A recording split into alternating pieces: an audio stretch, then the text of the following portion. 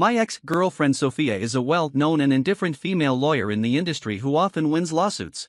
One day, I lost at Truth or Dare and was required to call my ex-girlfriend and tell her that I was married to see her reaction. As soon as the phone was answered, Sophia asked, "Do you want to get back together?" I quickly interrupted her and said, "I'm married." Unexpectedly, the next second, Sophia replied, "I can use all my knowledge to help you get a divorce." Now, let's start the story. If you like it, please subscribe. I'm a somewhat famous online novelist. That day, I was attending an author's party. I had drunk quite a bit and was feeling a bit dizzy. I don't know who suggested playing Truth or Dare. When it was my turn, the person opposite me demanded, "Call your ex-girlfriend. Be silent for 10 seconds first, don't say anything, and then tell her you're married." As expected of novel writers, their brains are big. As expected of novel writers, their imaginations are really something. Being silent for 10 seconds, is it to give the other person room for daydreaming? I twitched the corners of my mouth, opened the phone contacts, found Sophia's name, hesitated for 2 seconds, and then called. Sophia, my first love and ex-girlfriend, is currently a top-notch and aloof female lawyer in the industry. 5 years ago, after graduating from college, she chose to study abroad. We couldn't survive the long-distance relationship, and our relationship ended without a fight. To be precise, Sophia gradually stopped replying to my messages. I'm not stupid. Such a long-distance relationship was already fragile. The growing coldness was nothing more than that she had fallen in love with someone else and didn't want to break up. Everyone understood this. The phone was connected. "Hello, who is this?" Sophia's cold voice came from the other end of the phone, breaking my train of thought and forcefully pulling me back to reality. I looked at the guys around me making the be quiet gesture, and I followed the rules and didn't speak. 5 seconds later, Sophia asked again, "James, are you listening?" For seconds, "Do you want to get back together?" "If you do, I also." 1 second, finally. I took a deep breath and said, "Sophia, I'm married." The other side was silent for a while, and then said something I would never forget in my life, "I can use all my knowledge to help you get a divorce." I hung up before a group of friends could start causing trouble. The person sitting next to me patted me on the shoulder and said, "You're amazing, bro. Your girlfriend is so cool. I can already picture it in my mind. Her name is also nice, Sophia. It's so suitable for a female lead in a novel. Don't you think her line is also very impactful? I can use all my knowledge to help you get a divorce. I'm going to write a 10,000-word female, protagonist-dominated story tonight." I really wanted to tell them that Sophia wasn't my girlfriend, and at this moment, I was half sober from the alcohol. These guys, whenever it was my turn, would come up with all kinds of ways to make me call Sophia, either in an ambiguous way, to confess my love, or to propose marriage. They even thought up the lines for me. They claimed it was to find some inspiration and use it as material for their novels, but in fact, they just wanted to make me drink. I didn't do any of their requests. Instead, I just drank a lot, 1 cup, 2 cups, 3 cups, and soon I was drunk and lying on the sofa. In a daze, I saw someone adding me on WeChat. Recently, the publishing house arranged a new editor for me. It was probably her, so I accepted the friend request. The other side sent a message, "Where are you?" Goodness, the new editor wants to urge me to submit the manuscript as soon as she starts, exploiting cheap labor. I sent a voice message, "Today is my day off. I'm not working. I've drunk a bit too much." I didn't know if the other side heard clearly. The other side replied, "Did you drink?" I thought to myself that this little editor was quite smart. I replied, "I drank a little. I'll write the manuscript tomorrow. Let me off today. I really can't afford to offend such a smart editor." Unexpectedly, the other side said, "Send me your location. I'll come to find you." I looked at the message on my phone and showed off to the other authors, "See? The company values me so much." As soon as the editor heard that I drank, she directly offered to come and pick me up. The girl on my other side asked softly, "Does this editor like you?" This girl's pen name is Olivia. She's the one who can make up the most stories here. I mumbled, "How is that possible? This is a new colleague. I haven't even met her." I was already starting to slur my words a bit. Olivia had a gossipy look on her face and directly used my phone to send a location. Olivia said, "Then it's just right to let her come and have a fight with your girlfriend. I'm stuck in my novel and can't write anymore. Let's make good use of the resources." I replied, "Fine. Today, I'll show you all a beautiful love story between a novelist and an editor." I don't know if it was the effect of the alcohol, but I just went for it. Half an hour later, Sophia appeared at the door of the private room. She was wearing a wrap-around, waist-cinching dress. The belt around her waist outlined her graceful curves. Her features were delicate, her eyes and brows were cold and glamorous, and the slightly curled hair ends added just the right amount of charm. I was completely stunned. Why was she here? Before I could speak, Olivia greeted her familiarly. "Are you James's new editor? Just now, James was telling us that he was going to show us the beautiful love between an editor and an author." I was speechless. That last sentence was really unnecessary. I swallowed hard. Sophia blinked, and her cold eyes locked tightly on me on the sofa. I secretly glanced at the red tear mole under her eye. For some reason, I felt like I was caught having an affair. However, Olivia, afraid that things weren't chaotic enough, asked, "James, is it true?" Sophia pursed her lips and said, "I'm his ex-girlfriend." The next second, Sophia grabbed my wrist, looked at me with a half-smile, and continued, "I'm here to help him with the divorce procedures." The group in the private room gradually faded away. When I came to my senses again, I was already sitting in the car. There was a faint fragrance in the air, and the delicate and beautiful face in front of me was getting closer and closer, with a seductive smile. Her lips gently approached, and her breath fell on the side of my face. I unconsciously reached out and stroked her hair. However, the next second, Sophia asked word by word, "What are you doing?" I was speechless. She continued, "I'm helping you fasten your seatbelt." "What do you think you're doing?" Sophia pulled the seatbelt beside me and buckled it up, then moved away from me without hesitation. I was speechless. I awkwardly retracted the hand I had raised and scratched my head. Looking at her slender fingers like willow branches, I suddenly couldn't help but imagine all kinds of novel materials. Sophia asked, "Where do you live?" I subconsciously replied, "In your heart." I was speechless. What the hell was I saying? I swear I had just thought of a novel material. In the novel, the woman tightly grasped the male protagonist's wrist and asked mournfully, "Do you have a place for me in your heart?" I couldn't wait to slap myself, so I could only silently say "God 100 times in my heart." Sophia asked, "Mr. James, do you know what it means for a married person to have an affair?" Sophia looked at me coldly, opened her red lips slightly, and continued, "Or do you think I, Sophia, would be your mistress for you?" Sophia gradually approached me. Looking at her magnified beauty, I was a bit stunned. The temperature in the car gradually rose, and we got closer and closer. Just when our noses were about to touch, a churning nausea suddenly welled up in my stomach, breaking the ambiguous atmosphere of the moment. Ugh! God, this was so embarrassing.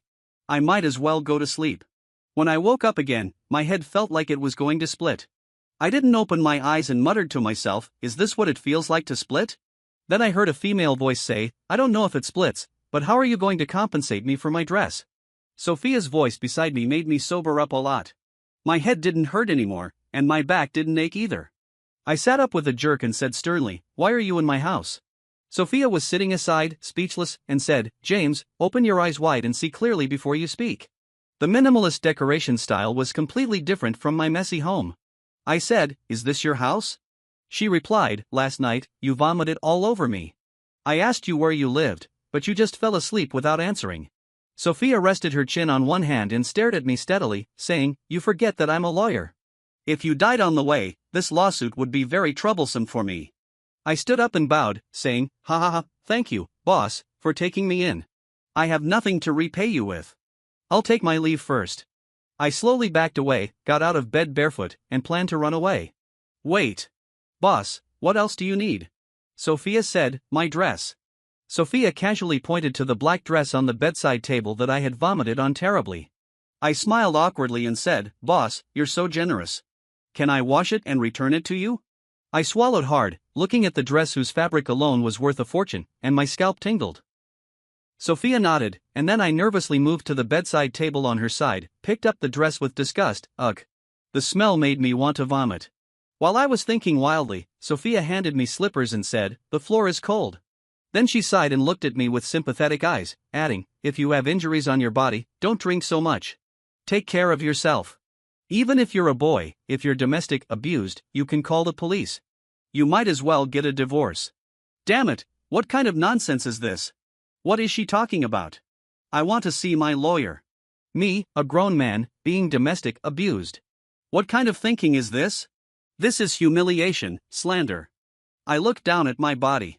There were several bruises on my chest and arms. I was speechless. These were clearly from my recent Sanda training. The coach hit me. Just as I was about to refute, I saw Sophia pursing her lips and looking at me with moist eyes, saying, "I won't spread this today. After you wash the clothes, I won't contact you again." I was furious. When we were dating, she was like this, always making wild guesses. Now that we've broken up, she's still the same. It's really ridiculous. I said I had diarrhea, and Sophia insisted that I go for a gastroscopy. I said I was going to sleep, and Sophia insisted that I must have gone out to fool around. I said I was married, and she imagined that I was unhappy in my marriage. So I stood up and said, "I'm leaving." I put on my coat and left Sophia's house. She said indifferently, "I'll see you off." I was about to refuse when she said, "The clothes are expensive. I'm afraid you'll run away." Damn it, fine. So I could only report my address, and the atmosphere was very awkward all the way. We didn't say a word the whole time. "I'm here. I'll go first." Holding Sophia's dress, I didn't want to stay with her for a minute longer. I met Sophia in college. That day, I went to the library and saw her sitting by the window reading a book, with her legs crossed, looking cold and noble. My heart skipped a beat. I felt that the female protagonist in my novel suddenly had a face. At this moment, any beautiful words to describe her would be appropriate. I summoned up my courage, asked for her contact information, and pestered her every day, finally winning over this high mountain flower. Later, ring, ring, ring. The phone ringing interrupted my memories. I answered the phone, and the angry voice of the chief editor came from inside. "Your campus-themed long story novel has been stuck for a month.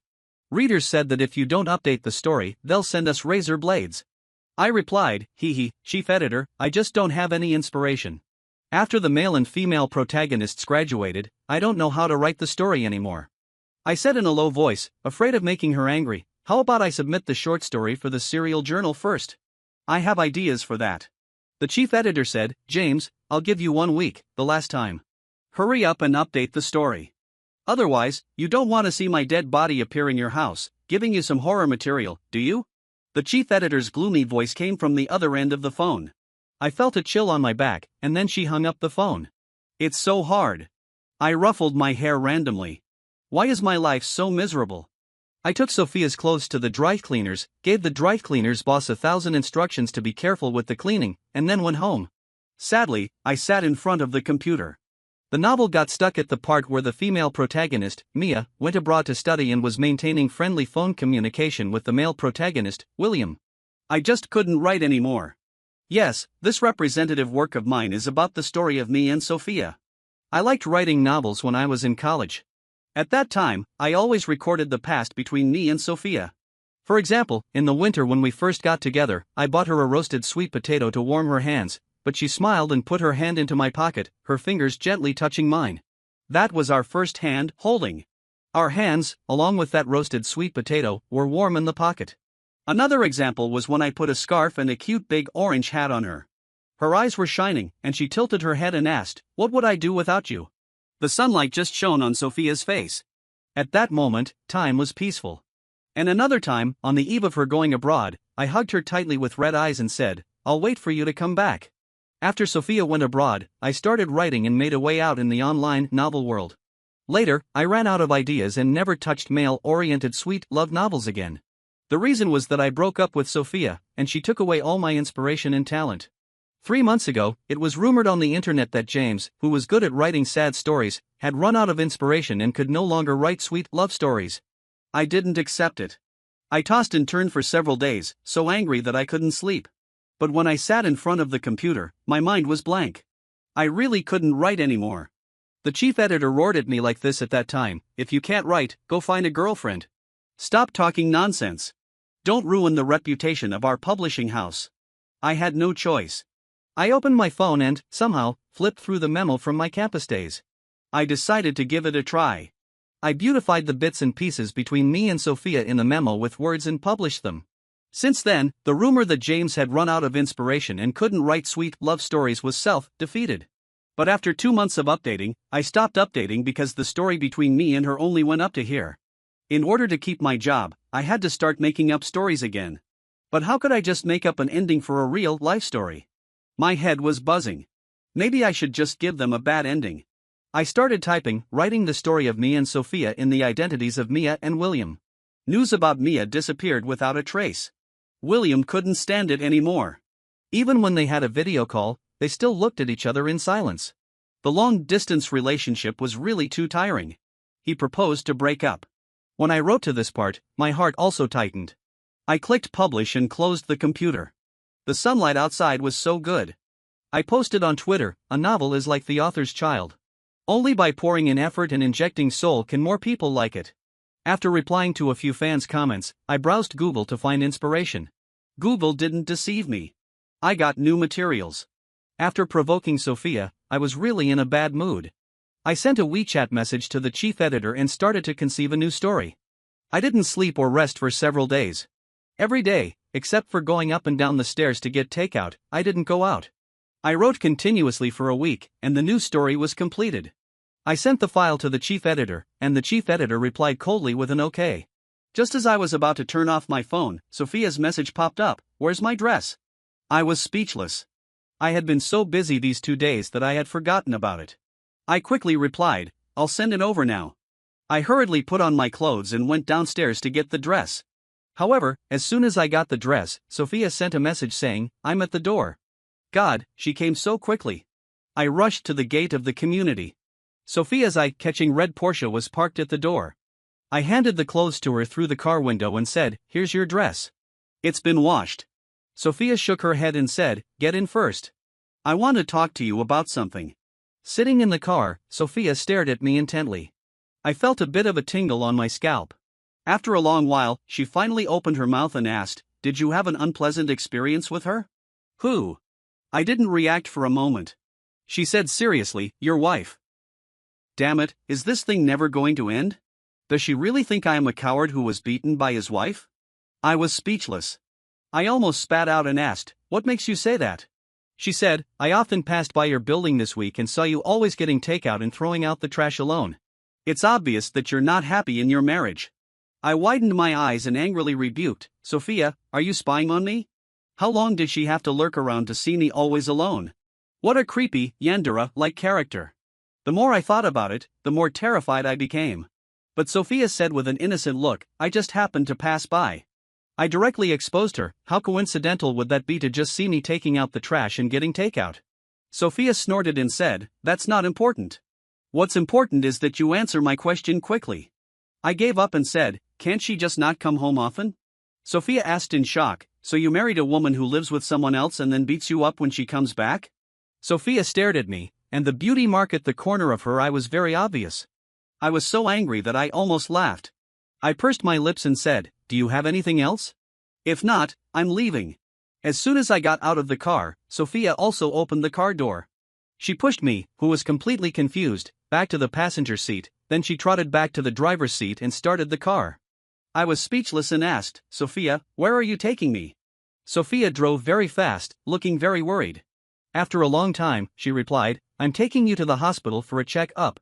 I asked, "Why would I go to the hospital? I'm fine."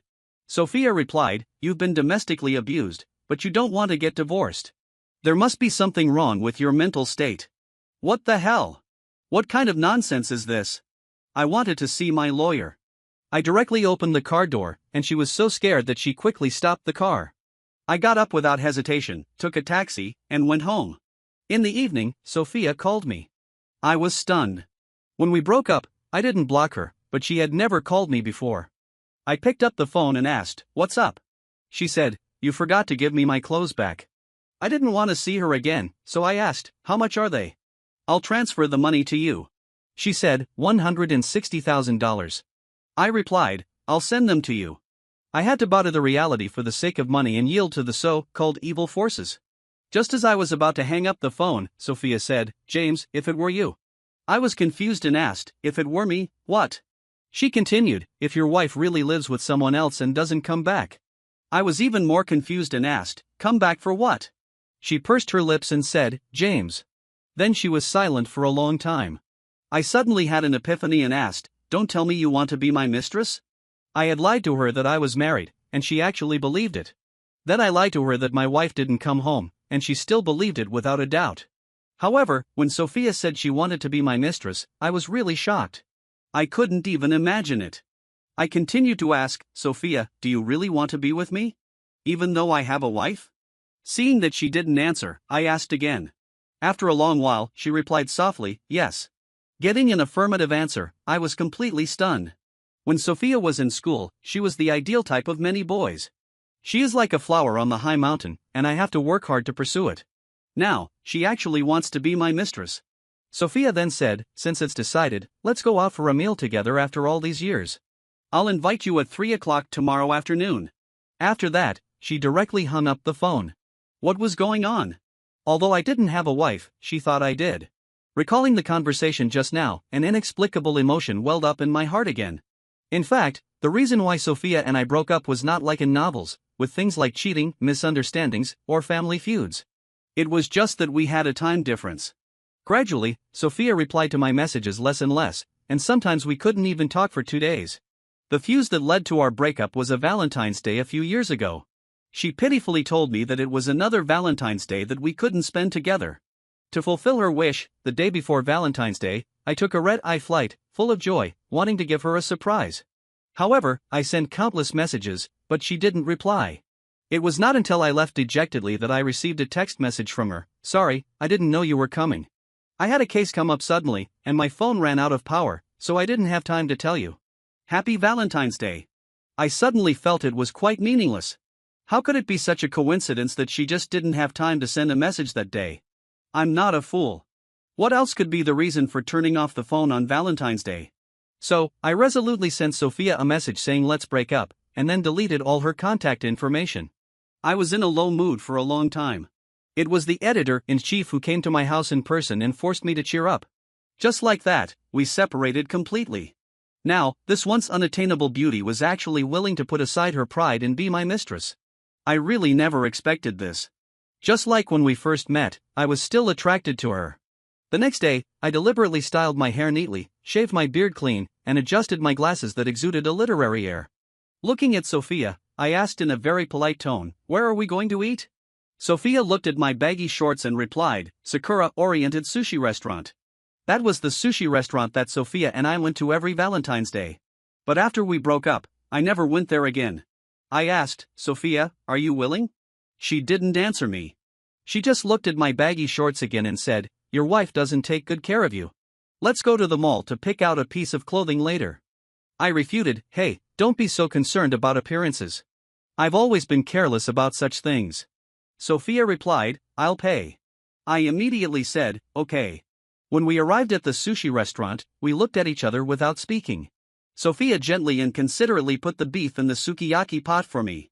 Soon, my bowl was full. I ate it all without hesitation, thinking that I must make her pay a lot. After paying the bill, Sophia took me to the mall upstairs. I felt a little embarrassed. Is it inappropriate for a girl to pay for the meal and then buy me clothes? Who is the mistress here? But then I suddenly remembered that on Valentine's Day, I was like a fool waiting at the airport for a whole day, gnawing on a cold, fishy-smelling burger that cost €10. Thinking about this, I felt it was okay again. So, on the way to the mall, I asked her to buy me 5 more burgers. With the burgers in my right hand, my left hand subconsciously reached out to hold Sophia's hand, just like in the past. The moment our hands intertwined, both of us stiffened. I was about to let go, but she held on tightly. I turned around and met her gentle eyes. What was this ambiguous atmosphere? Just as I was about to speak, she said, "James, you took my hand first."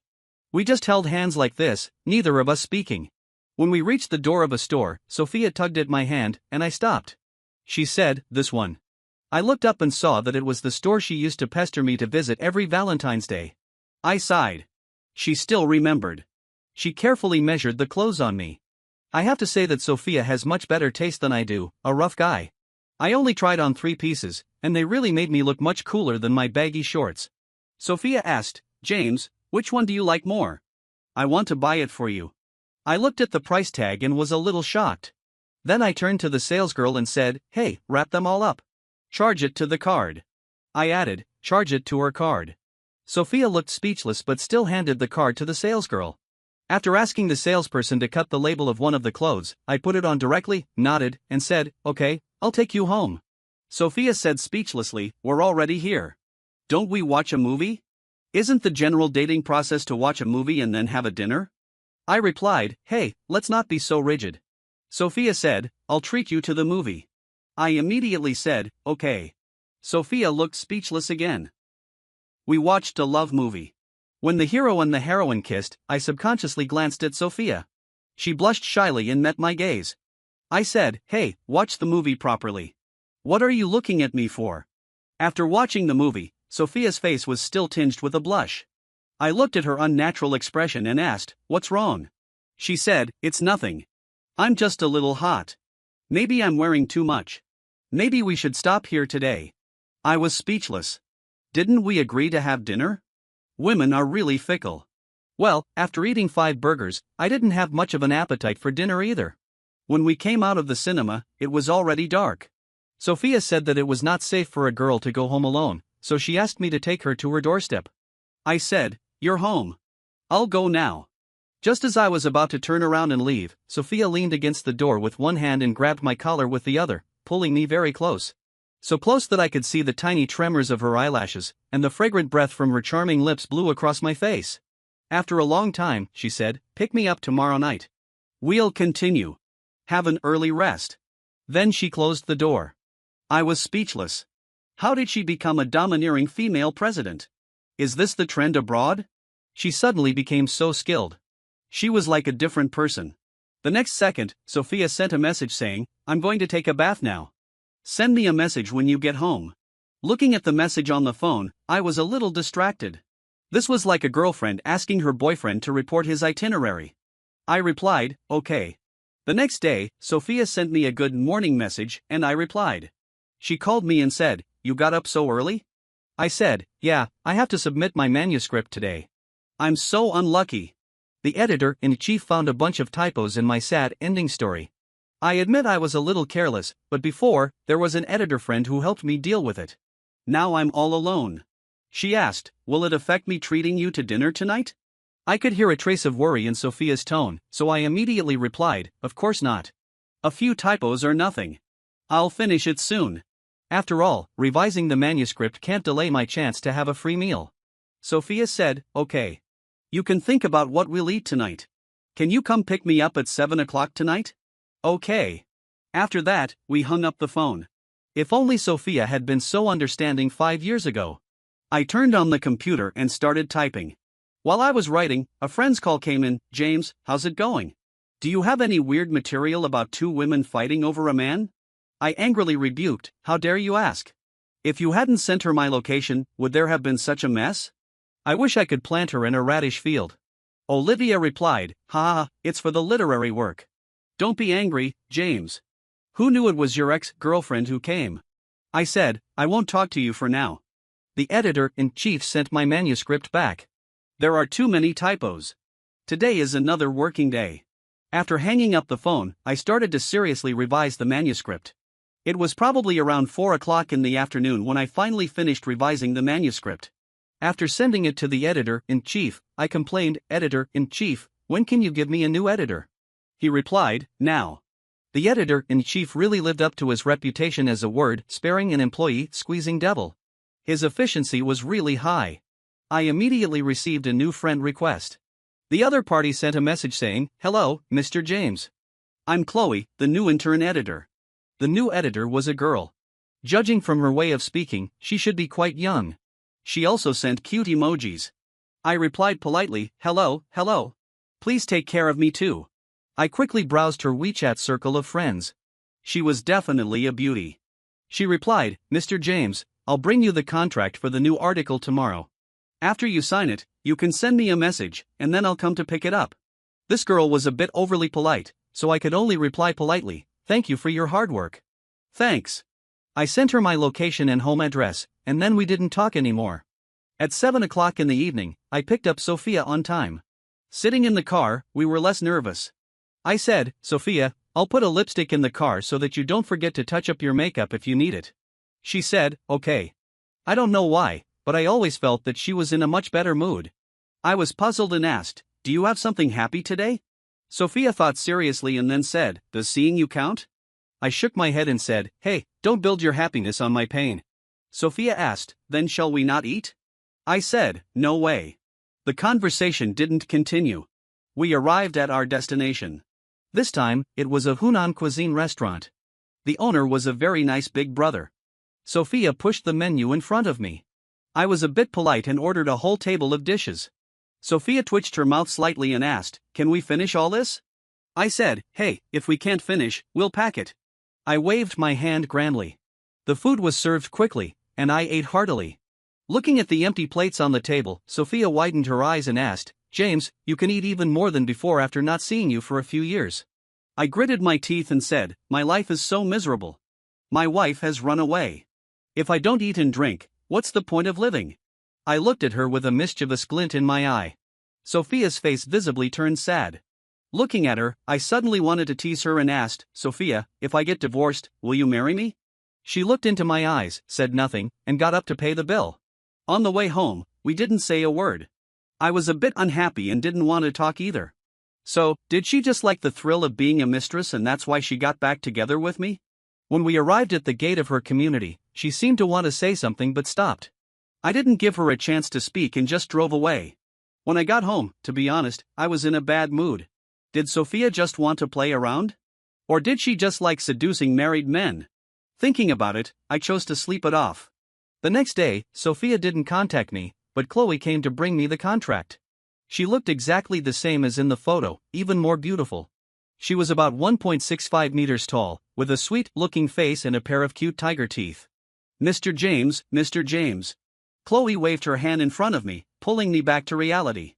I said, "Oh, sorry, I was distracted just now." "What did you say?" I scratched my head in embarrassment.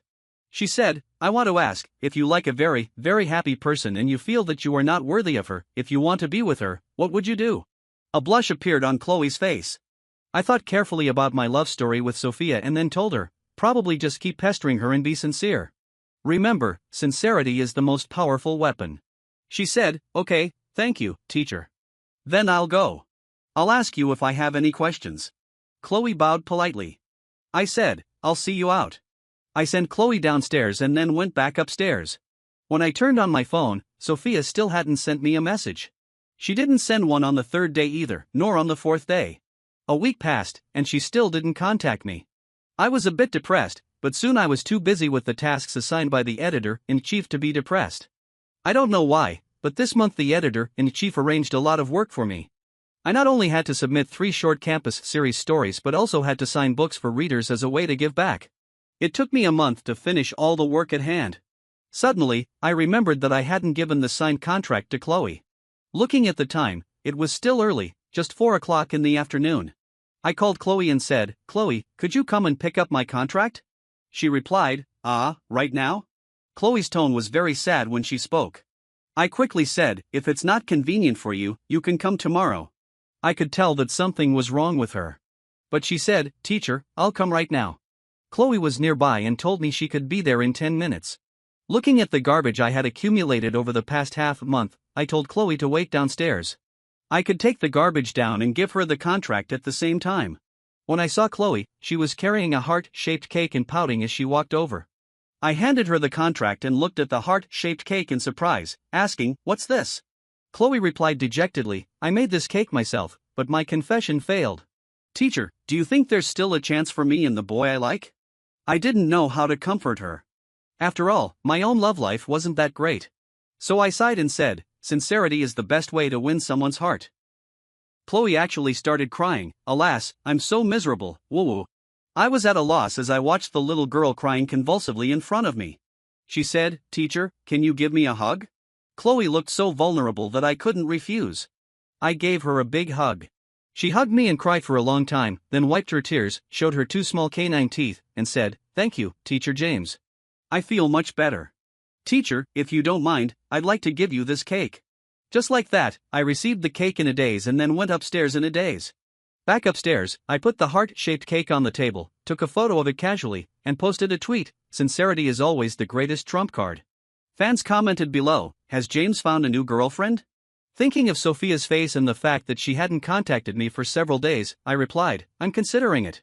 At 2 o'clock in the morning, I couldn't sleep, so I was watching horror videos to find inspiration. The sudden knock on the door startled me. Is there a ghost? I tiptoed to the peephole at the door and took a look. It was Sophia. What was she doing here at 2 o'clock in the morning? I opened the door, and Sophia hugged me tightly. She reeked of alcohol. I didn't stand steady and fell to the ground with her. Sophia. I called her name tentatively. She leaned her head on my shoulder and whispered in my ear, "You can only have me as your mistress." I could tell that she was in a bad mood. I said, "You're drunk." I tried to push her away, but the next second she was about to fall backwards, so I had to pull her back. She sobbed and said, "I'm not drunk. I saw it. That girl gave you a heart-shaped cake, and you even hugged her." Sophia saw the cake Chloe gave me, which was quietly placed on her right side. She said resentfully, "Isn't one mistress enough? James, I'm insanely jealous." I was speechless and explained, "Chloe is my editor. She was rejected, and she gave me the cake since she didn't need it anymore." Sophia regained some sense and leaned against the wall, looking at me helplessly. I asked, "So is this the reason you didn't come to see me?" I looked at her and found it a bit funny. She stammered, "These days I've been researching divorce agreements and clauses on how to get the most post-marital property." I asked, "What do you need those for?" I tilted my head, puzzled by her actions. Sophia asked, "Don't you want to marry me? Didn't you say that if you divorced, you'd marry me?" I asked in surprise, "Sophia, if I divorce, I'll be a divorced man. Can you accept a divorced man?" Sophia replied, "Yes, if it's you." Looking at her serious expression, I felt a little flustered. Sophia looked up and stared straight into my eyes, saying solemnly, "Be with me. I won't give you a chance to divorce like she did." I asked, "Are you planning to become the wife from being a mistress?" She said, "Yes." Sophia's eyes dimmed a bit. It seemed she knew how disgraceful this was. I pretended to be a bit hesitant and looked at her, asking, "Then if I divorce, when will you marry me?" She replied, "Anytime." Then she solemnly took out her household register and handed it to me, saying, "As long as you're willing." I pretended to be flustered, took Sophia's household register, and said, "Well, I'll think about it. For now, I don't want a divorce." Sophia's eyes dimmed again. I suddenly thought she had a kind of broken beauty. It wouldn't be impossible to replace the female lead in a sadomasochistic novel with her face. I continued to ask, "Then do you still want to maintain a mistress relationship with me?" Thinking of how she made me make a vain trip abroad in that delicious hamburger, I decided to deceive her for a while longer. Sophia asked, "Then can I see you often?" I asked why not. "What's the problem?" She said, "What if your wife comes back?" Sophia didn't finish. I said, "Oh, her. Don't worry. She won't be back anytime soon. Even if we do something, she won't be able to come back." After saying that, I looked down and saw Sophia looking at me suspiciously. I tried to make up for it, saying, "Sophia, I didn't mean that." She didn't speak, but suddenly showed a look of realization and stood on tiptoe. Well, strange. How did her kissing skills get so good? I frowned and asked, "How did your kissing skills improve so much? How many people did you date abroad?" She replied seriously, "Only you." In the morning, when the first ray of sunlight shone in, I somehow had the thought of chasing after a cow to bite it. Oops, sorry, wrong scene. I watched the sunlight sprinkle on Sophia's beautiful face and felt inexplicably happy. I had a house, an electric bike, and a beautiful woman by my side. Sophia's eyelids twitched, she half opened her eyes, covered the sunlight with her hand, and said in a hoarse voice, "You're awake?" I replied, "Just woke up." Caught peeking on the spot, I awkwardly rubbed my hair. She smiled faintly and said, "Then I'll go make you breakfast." I watched Sophia's busy back in the kitchen, and a hint of sweetness welled up in my heart. Suddenly, the problem of getting stuck in writing a novel was solved. It was time to let the female lead return to the country and get back together with the male lead. Inspiration came instantly. After washing up, I couldn't wait to turn on the computer and get to work. After last night, inspiration in my mind gushed out like a fountain, so I quickly started typing.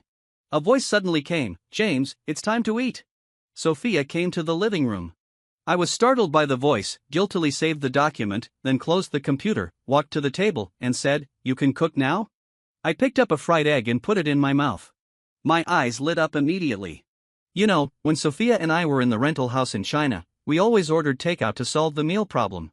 I once mentioned that I wanted to eat the food she cooked herself, but her cooking skills were really not flattering at that time, so I never asked her to cook again. I asked, "Did you learn it for some guy?" She replied, "I learned it for you." I rolled my eyes and unconsciously increased the force when biting the fried egg. After the meal, Sophia was going to work. Before leaving, she asked me, "Can you live with me?" I was afraid she would see that my novel was based on our story, so I refused on the grounds that I might occasionally receive video calls from the editor-in-chief, blocking her slightly dissatisfied face outside the door. I took a deep breath, a smile with a hint of conspiracy appeared on my face, and the theme of the mistress ascending to the position of wife and the subsequent chasing after the husband in remorse plot took shape in my mind. I started typing frantically. Finally, I wrote the plot of the female lead Mia returning to the country. Mia stood at the airport with a suitcase, showing a bitter smile, and said silently, "I'm back." "Where are you?" When I wrote this, I stopped. After delaying the manuscript for a month, I updated a chapter to see what the readers' reactions were. James, don't just focus on falling in love and forget to update. Why is it sweet and then sad again? I want to send you razor blades, give me your address. Author, it's been a month. My cat has lost weight because it can't read your story, you know? Someone also said, there's a person named Yu Wei who often doesn't update, and a lot of people touched her hair. I couldn't help twitching the corners of my mouth. The readers were as humorous as ever. At this time, an anonymous comment caught my attention. His English is not good, and there's a ghostwriter behind him. I have evidence. This comment had been scolded to the top, but there were all loyal readers speaking up for me below. I smiled and thought, you don't know my story, and you don't understand my experience. I didn't pay attention to this comment anymore, leaned back, and rested against the back of the sofa chair. It was really comfortable. I thought of Sophia and still couldn't help my heart beating faster. It was really strange. I thought to myself, it's not like it's the first time I've been with her.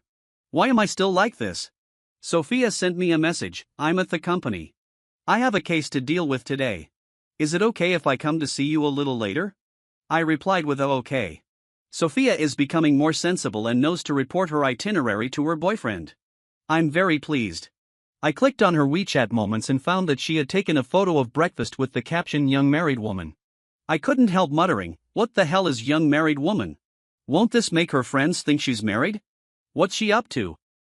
Emma, a college classmate I hadn't been in touch with for a long time, sent me a message. James, do you know that Sophia is married? Emma has always been gossipy. The news that Sophia and I were together was quite a sensation back then. I replied a little nervously, I don't know. She said, well, it's been so long since you broke up. That bitch doesn't deserve you. Are you coming to the class reunion tomorrow night?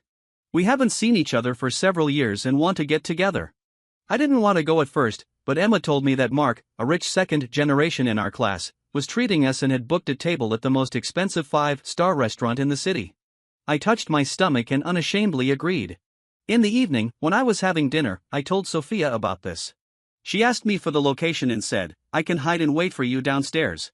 I thought about it and thought it was feasible. Anyway, she would be downstairs. If I left the table early for a while, no one would notice. So I agreed. She asked, are you that afraid of your wife finding out? Sophia obviously misunderstood. Her mouth pouted so much that a teapot could be hung on it. I explained, it's not like that. My classmates are too gossipy. If they know I'm still with you, they'll keep asking questions. Sophia didn't say anything more.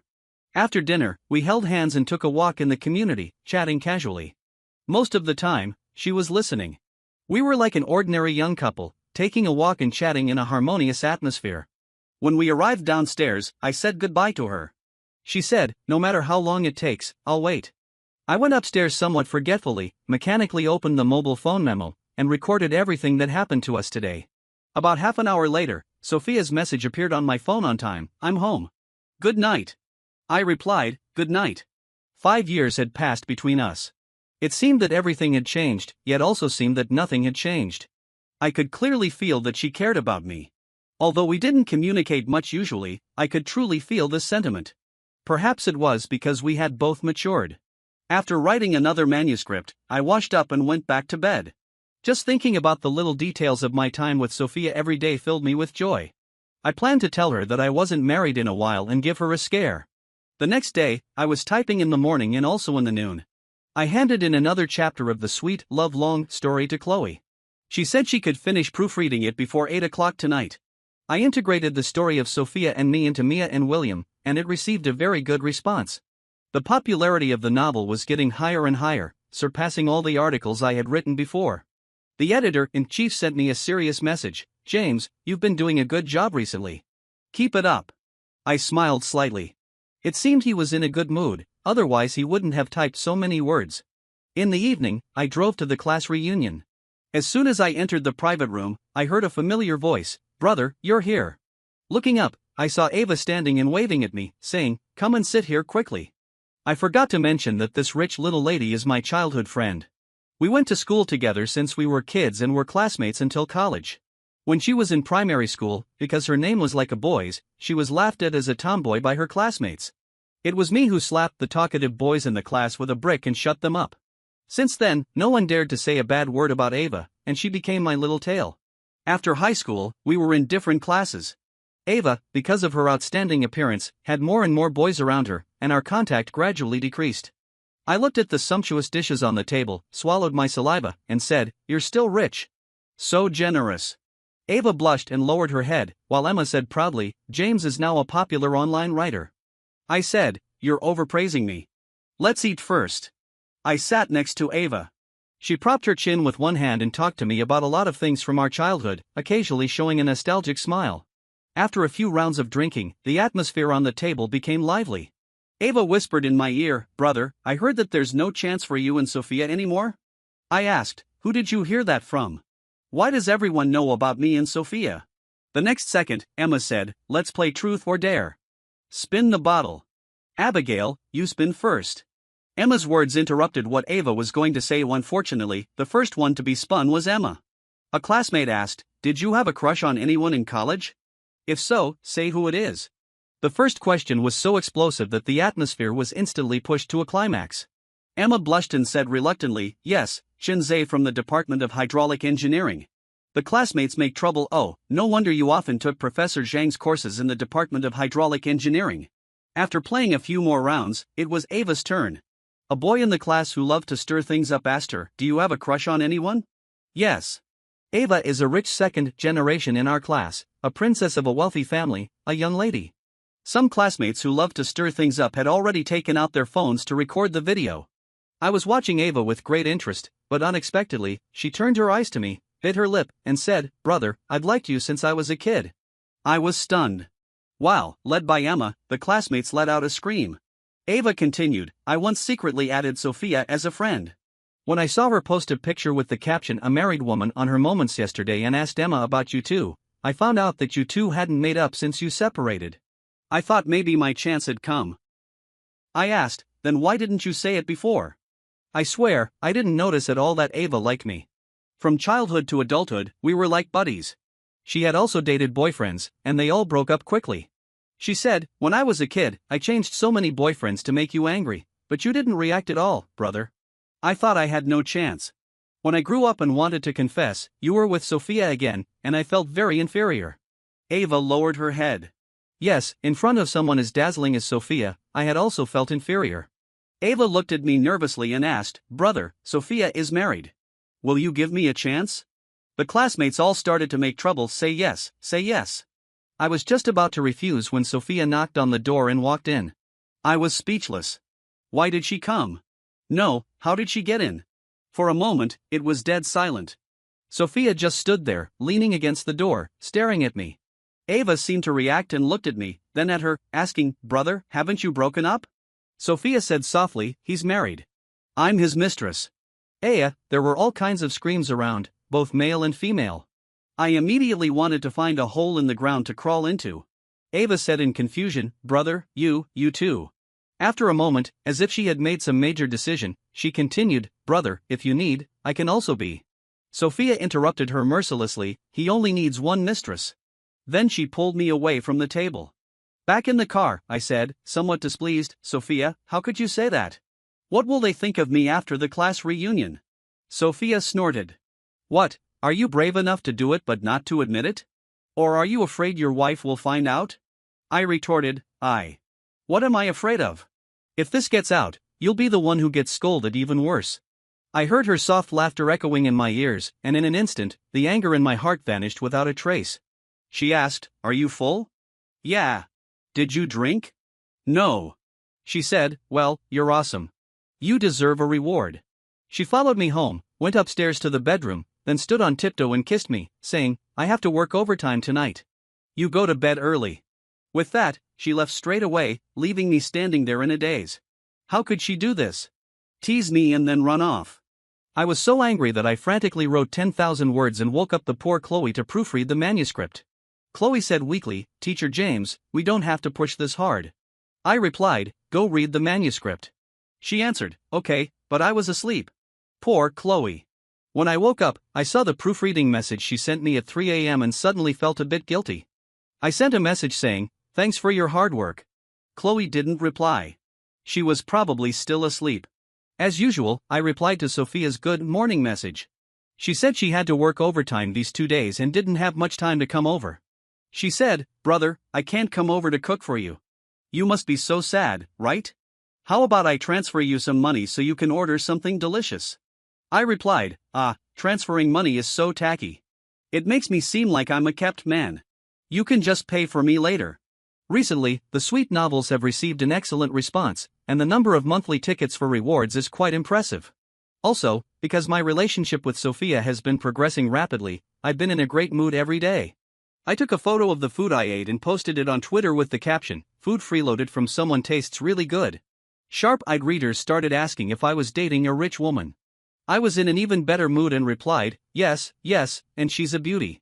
I stayed at home for 4 days, and then a big thing happened. I was cyber-bullied. A blogger anonymously posted a long article accusing me of having a ghostwriter for my article Candy-Coated Years. Candy-Coated Years is a sweet novel about my daily life with Sophia. I can't believe someone said it was ghostwritten. The comments below had piled up to thousands of floors. This kind of popularity is quite high in the novel circle and was still growing. The long article mainly pointed out that in recent years, when I started writing sweet novels again, my writing style was similar to that of an unknown writer. Moreover, the writing skills in the story line of my latest article were much higher in level than my previous works. The anonymous netizen also detailed the differences in writing between my previous and current works, comparing me with that unknown little writer in a very reasonable and well-founded way. Some ignorant onlookers were already calling me a cancer in the novel circle, saying things like plagiarism is shameful. Get out of the novel circle and I used to like him. How disgusting. I looked at the comments section full of curses, and my hands and feet turned cold. How could anyone believe such a clumsy accusation? I immediately contacted the novelist Joseph, who was accused of being my ghostwriter. To my surprise, he replied, aren't you the one who plagiarized me? I was about to publish the manuscript outline 3 months ago, and you published it first. You're a famous person, and you're suppressing me. I can't do anything about it. I've been in a slump for a long time. Please clarify this quickly, or I'll send you a lawyer's letter. What the hell? I forcefully hit the stress-relieving doll next to the computer desk. At this time, the editor-in-chief called me and said, James, don't respond publicly until there's conclusive evidence. I believe in you. This time, someone must be deliberately trying to create momentum by writing on your popularity. We'll find out the truth as soon as possible and clear your name. Don't think too much. Teacher James, I'll always believe in you. Chloe's voice came from the other end of the phone, and I felt warm inside. The editor-in-chief gave me a couple more instructions and then hung up. I continued to browse the long article accusing me. I couldn't see the name or location, but the article was well organized and clear-cut. It seemed that someone really wanted to get me. I, James, have seen all kinds of storms. My novels have received both praise and criticism. I've been scolded before. How could I be brought down by such a small setback? I closed the computer and started browsing Google to find some inspiration. Unexpectedly, the Google novel circle was full of this discussion thread. Several big V bloggers unanimously analyzed the authenticity of the long article and concluded that I was plagiarizing. The comments in the comments section were all over the place. If James didn't plagiarize, I'll eat shit upside down. I've always thought he was fishy. He couldn't write for so many years, and then suddenly he comes out with a blockbuster. So he was plagiarizing. It's not strange. He always delays updates. Maybe he didn't negotiate the payment with the ghostwriter well. Even though I tried not to care, hearing these words still made me feel bad. This novel poured out all my feelings for Sophia. Mia and William are not only the epitome of Sophia and me but also represent my entire youth. Now, instead of being stolen by a girl, I'm accused of plagiarism, as if my whole youth has been stolen. I forced a self-deprecating smile, trying to find some comfort in this difficult situation. In the afternoon, I received encouragement from authors all over the place. They all believed I didn't plagiarize, and several of them started to speak up for me, but with little effect. There were even some irrational people who went to their comment sections to scold them, saying they were in cahoots with me. Olivia was the most combative.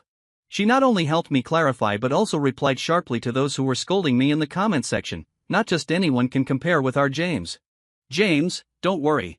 If necessary, I'll write a horror novel to materialize the ghosts and find these people through the internet. Olivia said this in a voice message. I replied, no, no, no. This is a society ruled by law. Why are you more excited than me? She said, I've been in a bad mood these days because I'm stuck with writing. I've long wanted to find an outlet to vent my anger. These people just ran into me. Watch how I scold them gracefully and eloquently. When I wanted to see how the always literary Olivia would reply with elegant words, I was shocked by the extremely high mother content, coarse language, in her words, which was about 90%. These were the words typed by Olivia, who was known for her literary talent. Was she possessed? 5 days later, Sophia finished her work and asked me if it was convenient to have dinner together today. I wasn't in the mood. The situation was getting worse. Some people even started to criticize Olivia. What's more, some people said I didn't dare to reply and found a friend to take the blame, which seemed to confirm the ghostwriting and plagiarism. My mood was getting lower and lower, and I ate much less. Sophia said, then I'll go to your place to cook for you today. I haven't seen you for a few days, and I miss you so much. I wasn't interested and hung up the phone after chatting briefly. Half an hour later, Sophia arrived at my place. Looking at the mess all over the floor, she was a bit surprised. What happened? She noticed my unusual mood and came over to hug my arm. I was about to say nothing was wrong when suddenly, negative emotions gushed out like a flood breaking through a dam. Sadness and anger reached their peak in an instant. I felt dizzy and slumped down on the sofa, just shaking my head without saying anything more. Sophia looked at me with concern, looking into my eyes and saying, what exactly happened?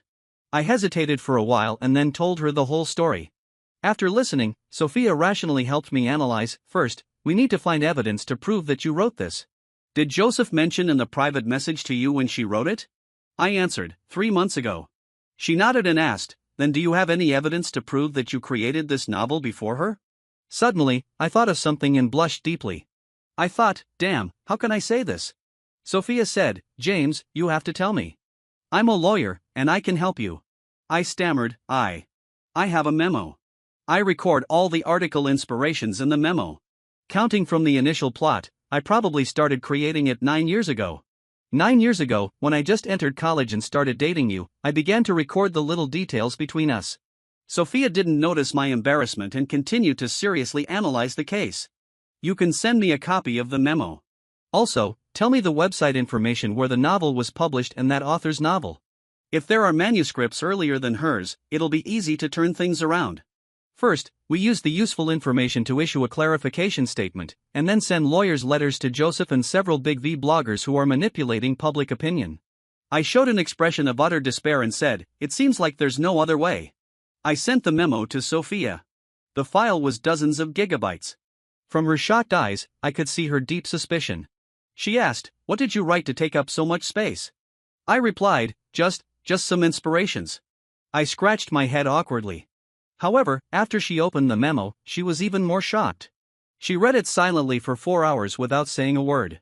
I accompanied her and watched as various expressions appeared on her face: sadness, joy, loss, and excitement. Finally, she said in a trembling voice, James, I'm sorry. She closed her phone and said, I didn't know you ate such a bad-tasting hamburger that day. I replied, it's okay. I'll treat you to one someday, and we'll be even. I patted her back indifferently. Sophia said speechlessly, these evidences are actually quite sufficient. I'll sort them out tonight, and we can discuss the compensation issue tomorrow. She turned on my computer and started copying the memo with a USB drive. I watched her busying herself for me and felt somewhat touched. I said, I'll stay with you. She shook her head and said, no need. You go to bed first. You being here will also affect my concentration. However, when I went back to my room, I still couldn't sleep all night, scrolling through the endless insults directed at me on my phone. There were from the novel circle, my fans, and also some ignorant onlookers outside the circle. For the first time, I realized that the internet keyboard could also kill. Those executioners tapped the keyboard casually, pointing fingers at innocent people. Their words turned into invisible blades stabbing at people, and you were powerless against so many people, feeling deeply helpless. I saw that Joseph updated a sentence on Twitter, the innocent will be cleared. The buried truth will eventually surface in the light. I saw more people forwarding the original long article, scolding me to pieces under the banner of justice. As I watched, I felt inexplicably restless. Before I knew it, it was already 3 a.m. I couldn't sleep, so I groped my way to the living room in the dark. By the moonlight, I saw Sophia's slender figure curled up on the sofa, covered with a coat. I went back to the bedroom to get a quilt. When I walked up to Sophia and was about to cover her with the quilt, she suddenly opened her eyes, sat up, the coat she was wearing fell off, and the strap on her shoulder slipped. Our eyes met. Well, you know what happened. Let's skip a dozen words. The next day, I opened my eyes tiredly, feeling like my waist was about to fall apart, and my whole body was weak. I walked to the living room. There was breakfast on the table and a note left by Sophia. I've gone to the company first. I'll contact you when it's done. Looking at the note, I felt warm inside. I casually glanced at the sofa and smiled with satisfaction. These 2 days, whenever Sophia was free, she came to accompany me, cooked for me, helped me clean the room, and took care of me attentively. She said she was accompanying me, but actually, she was watching over me, afraid that I might do something stupid. I was speechless. Sophia's habit of overthinking would never change. My parents back in my hometown also knew about this. They asked me if I needed help. Looking at Sophia in the kitchen, who was like a cool cook, I said cheerfully, "No, everything will be fine." In the end, they still didn't feel very comfortable with me, but because they were too lazy to come, they sent my second cousin to visit me overnight. My cousin is a simple-looking person in her 30s, and she looks even stronger than me. When she came to my house, she was carrying a fresh old hen in one hand, a box of native eggs in the other, and a big bag of snacks. She said to me with a smile, "Little brother, I can't stay long. I have work at the unit. I'll just bring you these things and cook a meal before I leave. You adjust your mood. If I stay too long, your brother-in-law will be worried." While she was cooking, there was a knock on the door. I was in the bedroom at that time. I heard my cousin shouting outside, "Coming, coming." I immediately felt something was wrong and shouted, "Don't." When I ran to the living room barefoot, my cousin and Sophia were already looking at each other in surprise. My cousin looked at me in confusion and asked, "Who is this?" Sophia replied nervously, "I'm Mr. James's lawyer. He's my client." "Really?" Sophia stared at the apron my cousin was wearing, which she had worn before, and said in a trembling voice, "I'm here to help him deal with the recent reputation infringement incident." My cousin said, "You lawyers work so hard. You still have to come over so late." My cousin gave her a suspicious look, then went back to the kitchen and said, "Miss Lawyer, wait a moment. The meal will be ready soon. Stay and have some. James, take the lawyer lady to the bedroom to talk. The range hood is too noisy." Sophia looked confused. I nodded and then pulled Sophia into the bedroom. Looking at Sophia's nervous eyes, I got the idea of teasing her. So the next second, I pressed her against the door and kissed her deeply with her melancholy eyes. She bit her lip and said, "James, you're so bad. Dong, dong, dong." My cousin knocked on the door. Before she opened the door, Sophia quickly moved away from me. My cousin looked at Sophia and me standing in front of the door and said a bit embarrassed, "Sorry, the meal is ready. You two come out and eat first." My cousin brought the food to the table, gave Sophia a meaningful look, and asked, "Miss Lawyer, do you have a boyfriend?" I don't know if Sophia did it on purpose. She looked at me and then replied, "Yes." My cousin said, "What a pity. Our James is also a nice guy." My cousin rubbed her hands regretfully. Sophia asked in surprise, "Aren't you his wife?" My cousin said speechlessly, "What are you talking about? I'm his cousin. Don't talk nonsense. James isn't married yet." My cousin looked at her watch, patted her head, and said, "Oh, it's almost 9 o'clock. Little brother, I have a curfew. I have to go. You two eat slowly. Call me if you need anything." With that, my cousin took off the apron and left in a hurry, leaving Sophia and me staring at each other. "James, don't you think you should give me an explanation?" I seemed to see a faint red glow behind Sophia, and it was as if I saw God waving at me. "Mom, help! This is outrageous." When I opened my eyes, I was met with Sophia's affectionate gaze. "Don't stare at me like this. It's scary." The goosebumps all over my body ruined the ambiguous atmosphere. Sophia said, "You big liar. You lied to me that you were married and made me be your mistress." I said, "Wasn't it because you stood me up abroad? I'm so vengeful. I had to get it back. And I've been pretty good to you, right?" Looking at Sophia's teasing eyes, my voice got smaller and smaller. Finally, I said helplessly, "Well, what compensation do you want?" She said, "Take me to get the marriage certificate today." I looked at her in shock. Seeing that I didn't speak, she sighed and said, "You big liar. If I don't legally tie you to me with the law, I'm afraid you'll abandon me again like you did before. When I heard this, I got angry and said, it was you who didn't reply to my messages, okay? I traveled all the way there, and what about you? You stood me up and even turned off your phone on Valentine's Day. I thought you were cheating on me abroad. Sophia snorted and said, you big fool. Who else could I like besides you? Actually, I came back to the country that day. I turned off my phone because I slipped back secretly. I was really busy at that time. My supervisor always had something to contact me about, so I turned it off directly. I originally planned to go find you as soon as I got off the plane, only to find out that you had also come to look for me. I didn't want you to feel regretful, so I didn't say anything. I'm sorry, James. I didn't do well before. Let me make it up to you double in the future. Listening to Sophia's affectionate confession, I felt a complex mix of emotions. Just as I was about to speak, Sophia continued, brother, let me help you solve this cyber-bullying issue first. If I handle it well, will you take me to get the marriage certificate? It's a deal. After saying that, without waiting for my response, she left my house directly. The next day, Sophia drafted the statement in long-form evidence pictures and sent them to my email. I also wrote a long tweet and posted it along with the evidence Sophia provided.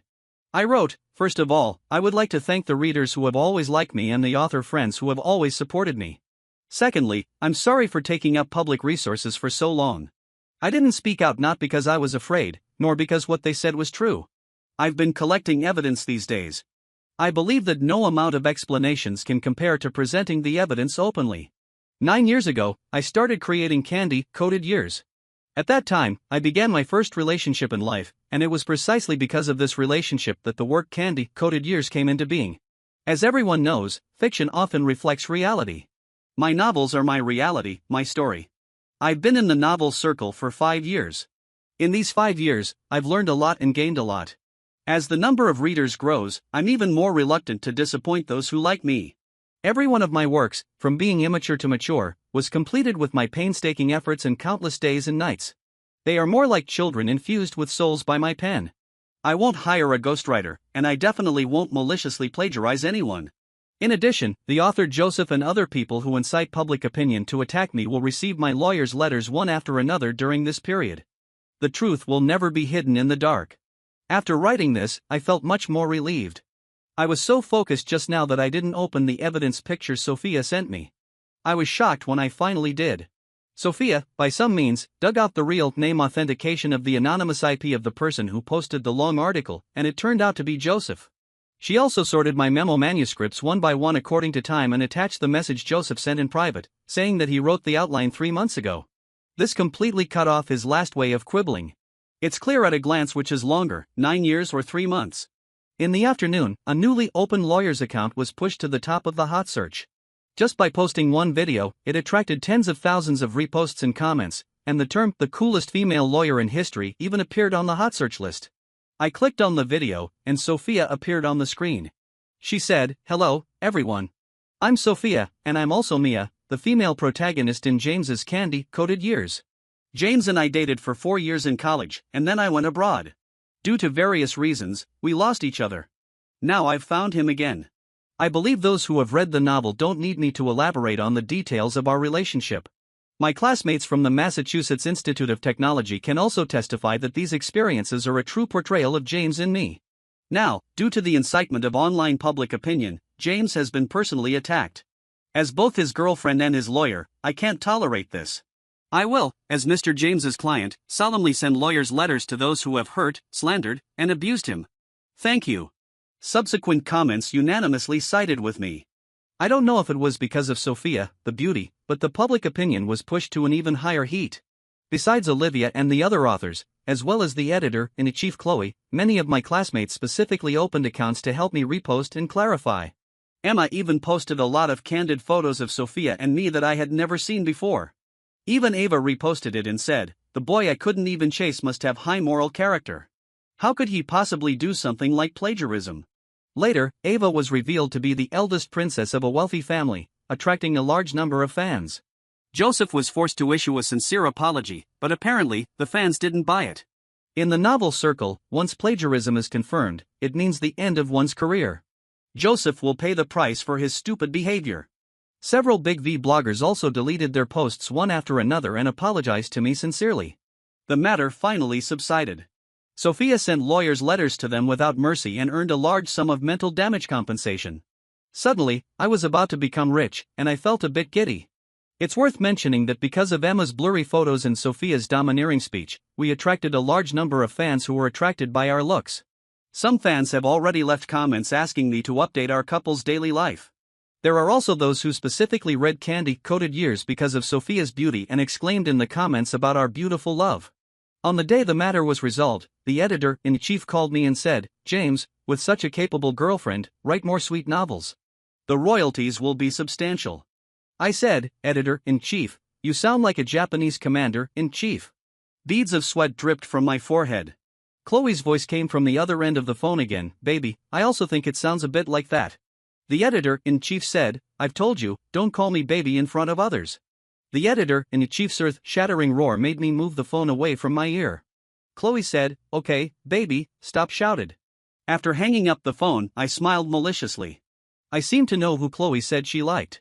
Early the next morning, Sophia, with dark circles under her eyes, burst into my house and slapped me awake. "Damn it, what are you doing?" I said. "I don't have to work today. Can't I sleep a little longer?" I saw Sophia rummaging through my house, saying, "Get up and get married." I said speechlessly, "It's only 4 in the morning. The marriage registration office opens at 9. She said, "Then we'll go and queue up first." I ignored her and was just about to lie down again when I saw her raise her hand high. She stared straight at me and said, "I didn't sleep a wink last night. I came to find you early this morning. I'm not going to let you run away again." I said speechlessly, I'll go. But just let me sleep for another half an hour." I struggled to break free from her and buried my head in the quilt. Sophia shouted, "I can't wait even a minute."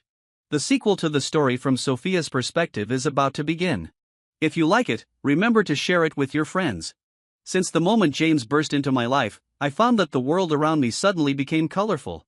He was warm-hearted and cheerful, occupying my heart like a prairie fire.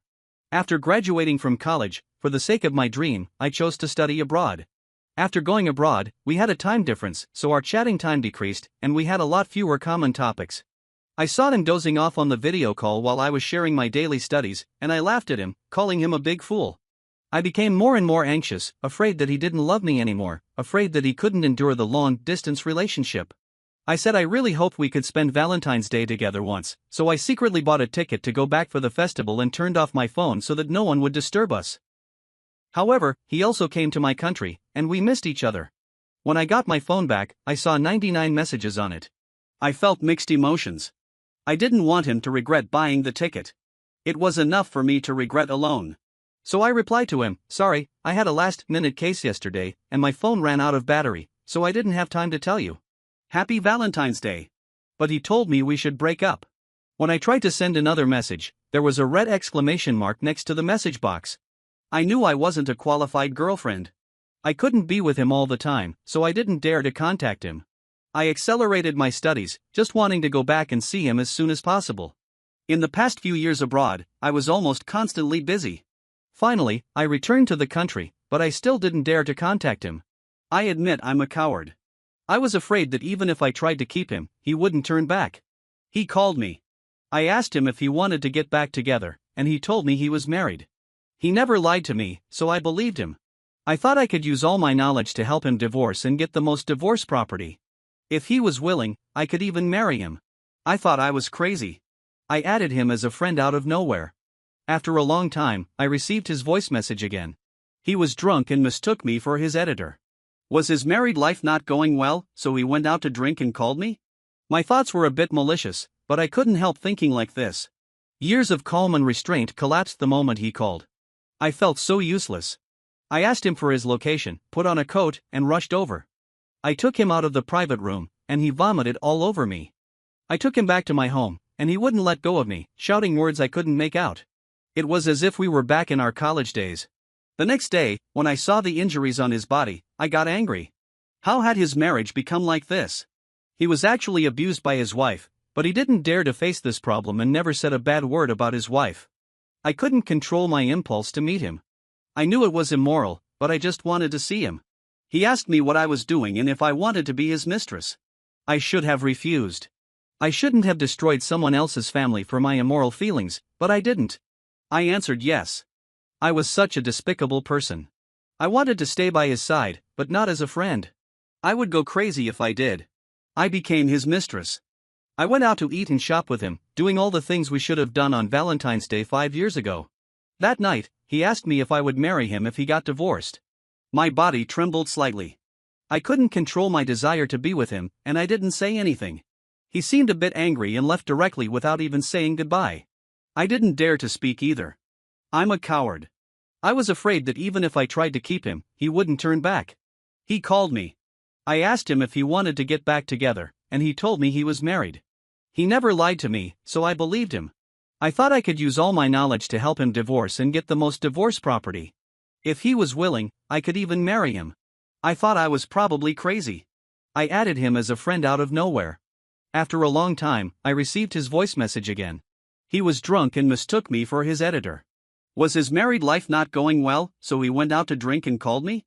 My thoughts were a bit malicious, but I couldn't help thinking like this. Years of calm and restraint collapsed the moment he called. I felt so useless. I asked him for his location, put on a coat, and rushed over. I took him out of the private room, and he vomited all over me. I took him back to my home, and he wouldn't let go of me, shouting words I couldn't make out. It was as if we were back in our college days. The next day, when I saw the injuries on his body, I was angry. How had his marriage become like this? He was actually abused by his wife, but he didn't dare to face this problem and never said a bad word about his wife. I couldn't control my impulse to meet him. I knew it was immoral, but I just wanted to see him. He asked me what I was doing and if I wanted to be his mistress. I should have refused. I shouldn't have destroyed someone else's family for my immoral feelings, but I didn't. I answered yes. I was such a despicable person. I wanted to stay by his side, but not just as a friend. Otherwise, I would go crazy. So, I became his mistress. I went out to eat and shop with him, doing all the things we should have done on Valentine's Day 5 years ago. That night, he asked me if I would marry him if he got divorced. My body trembled slightly. I couldn't control my desire to be with him, but I didn't say anything. He seemed a bit angry and left directly without even saying goodbye. I didn't dare to speak either. I'm a coward. I was afraid that if I opened my mouth, can't help but ask him to divorce today. After that, I didn't see him again. I shut myself in the company and started looking for information on various divorce cases, trying to help him get the most divorce property. I spent days and nights poring over these divorce files and finally completed a preliminary plan. One day, I went to his house to tell him this news, but I saw him hugging a girl downstairs, and the girl gave him a heart-shaped cake. I was so jealous that I almost went crazy. I drove away and found a bar to drink alone. Images of him and another woman hugging kept popping up in my mind. Did he find a new mistress because I didn't visit often? The more I thought about it, the angrier I got. I took a taxi and rushed straight to his house. At 2 a.m, I saw him put the cake on the table. At that moment, my rationality snapped. But he told me that she was just his editor, and she was heartbroken, so he was just comforting her. The reason sounded lame, but I really believed it because James never lies to me. I was still his mistress. Since he didn't want a divorce, I would wait until he wanted to and left that woman. We were like an ordinary couple, holding hands and taking walks. On the surface, everything seemed peaceful. However, beneath the sweet appearance, I was struggling painfully. I was in the dark, not honorable. I stayed by his side through such despicable means, yet I was content. One day, he went to a class reunion. I waited for him downstairs early. Bored, I scrolled through my WeChat moments and happened to see a video of a woman confessing her love to him. Without thinking, I rushed into the private room and said unreasonably, "He's married, and I'm his mistress." When I took him out, I looked back at the woman standing there in a daze and a victorious smile curled up on my lips. Even if I was a mistress, I had to be the only one. Later, he was cyber-bullied, and I felt extremely distressed. I rationally helped him deal with the problem and asked him to trust me.